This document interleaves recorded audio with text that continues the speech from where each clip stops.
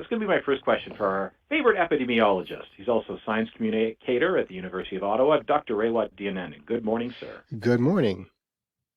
If you could live in any of those three provinces right now, Dr. Ray, which one would you choose? Well, I love living in Ontario and in Ottawa, so I'm never going to say no to living here. But I got to Okay, say, don't avoid the question. yeah. So obviously, Atlantic Canada has been the place to be the entire time. I forgot which ones you mentioned. Quebec is doing pretty well. Quebec is, if you had to grade all the provinces, Quebec gets most improved. So they seem to be handling this fairly well. However, Alberta, they're saying, mid-June, July, things could be back to normal. Would you go to the Stampede? I would not go to the Stampede. I think that's a bit ambitious. And here's why. I mean, the cases aren't down a lot yet in Alberta. The hospital situation is still, in crisis to some extent. And we really need 2 doses in most people before we can open things up like the Stampede. The B1167.2 variant, the Indian variant, so-called, is no joke. But 2 doses of an mRNA vaccine are at least 80% effective against it. So until we get a sufficient number of people with 2 doses, I would be pretty reticent to open things up to that extent. What about schools with 1 dose? And no doses in kids. Okay, so here's the thing with kids. The kids will be fine so long as most of the adults are fine. We have data out of some countries showing that for every 20% of additional vaccinated adults, the rate of new cases amongst kids drops by half. So we vaccinate all the adults, and we're okay. I think it's too early for schools, frankly, unless we're going to acknowledge that aerosol transmission is a thing, and we take steps to mitigate aerosol transmission. I don't see a lot of desire to do that, so I'd rather wait till September. Too soon. I think so.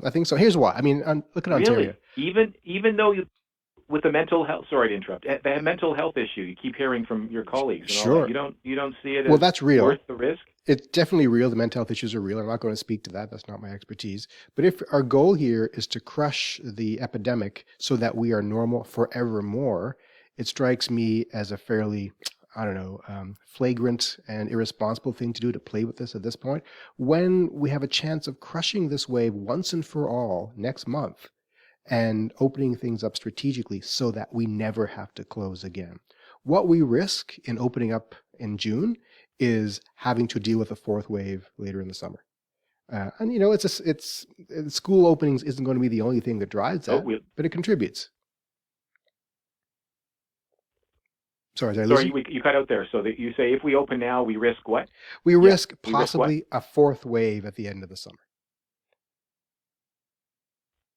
Oh, can you hear? We don't like that. Yeah, we don't like that. Yeah, so basically, you're saying hang on. How long do you want us to hang on, Dr. Ray?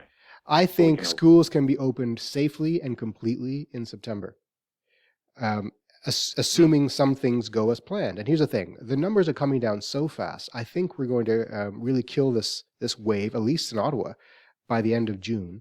And if we vaccinate at scale on top of that, we keep the numbers down. If we open up strategically, like keeping outdoor activities as being this preferred thing to do for a month or so, then starting in August, things start opening up, relatively quickly. We have a really good shot at never seeing a wave ever again if we do things right. But we got to do things right, and that means not jumping the gun on opening up things too prematurely, especially if we're not going to acknowledge aerosol transmission. Schools in Ontario really aren't set up well enough to control aerosol transmission. So unless we're spending tens of millions of dollars to do that, I don't think it's a good idea. When would you feel comfortable to avoid that 4th wave with restaurants, to open them up? Well, I think maybe late August. Wow. Yeah.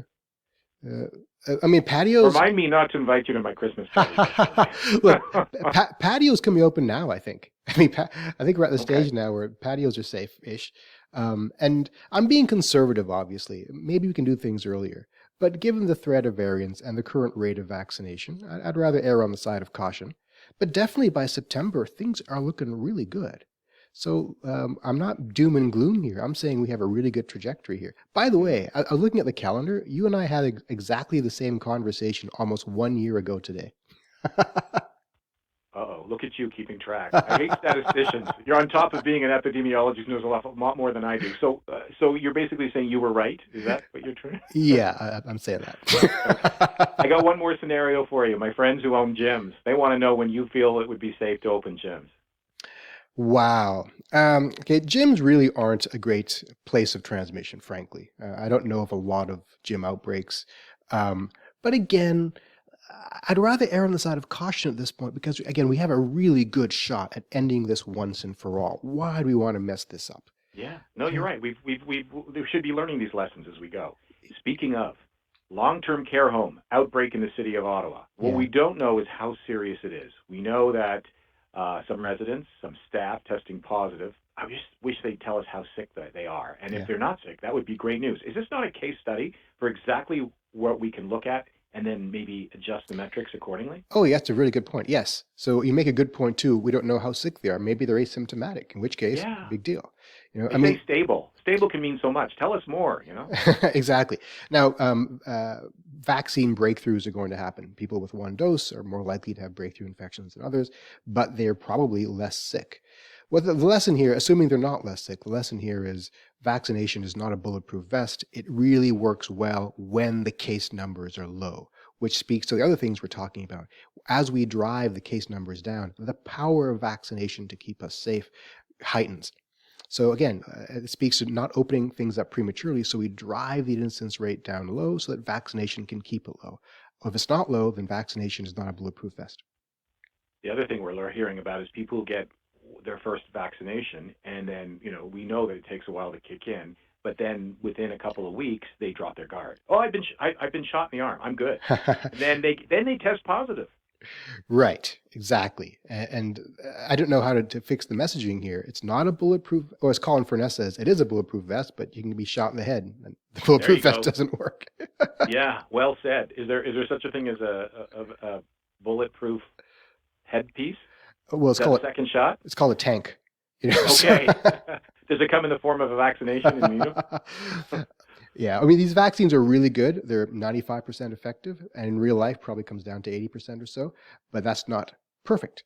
And the way we make it perfect is we layer on top other strategies like being circumspect about our activities until the numbers drop so low that it doesn't matter. And that'll happen later this year, I think. So the takeaway for me about how Ontario is handling it right now, some say it's indecisive, but you're saying they're being cautious. So you're okay with us being where we are compared to other provinces? Yeah, I am. The roadmap given to us by the federal government, I think, is okay, and the plan put forth earlier around, a general roadmap of looking at vaccination rates versus incidence rates, etc., is the right way to go. Putting a date on this is the wrong way to go. These reopening plans cannot be tied to a calendar date. They have to be tied to the metrics. And these metrics are epidemiological, things like incidence rate, their health systems, things like hospital capacity, and their population, things like vaccination rates. And these have to be balanced accordingly. All right. Always great perspective, and we needed it right now. Dr. Ray Dienend, and thank you, sir. Appreciate it. Thank you.